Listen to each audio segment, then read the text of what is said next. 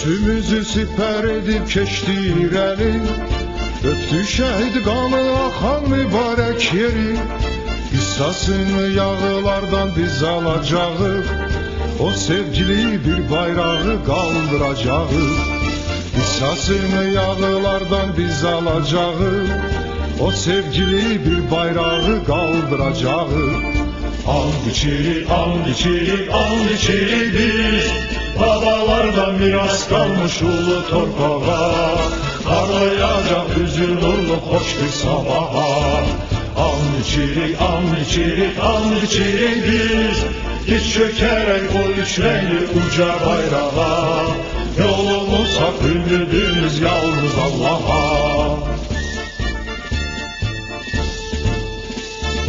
Al boynuna bizi vətən şanlı diyar, uğrunda can verməyə neçə oğlum var.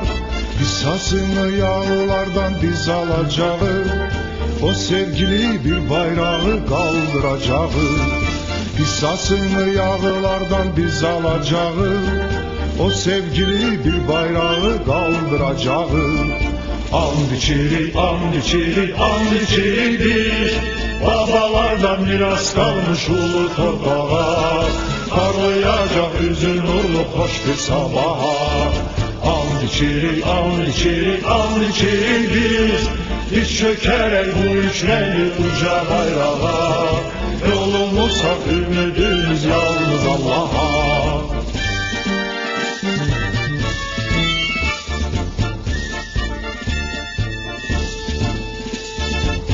Calarak al güneşten tunç bedenimiz, bükülmezdi kollarımız, haktı sesimiz.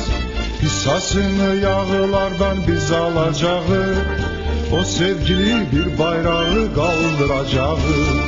Qissasını yağılardan biz alacağız, o sevgili bir bayrağı kaldıracağız. And içeri, and içeri, and içeri biz, babalardan miras kalmış ulu torpağa. Parlayacak yüzü nurlu hoş bir sabaha. And içeri, and içeri, and içeri biz, diz çökerek bu üç renkli uca bayrağa. Yolumuz hak, ümidimiz yalnız Allah'a.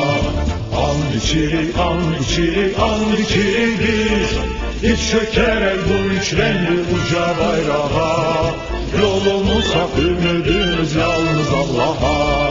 Yolumuz hak, ümidimiz yalnız Allah'a. Yolumuz hak, ümidimiz yalnız Allah'a.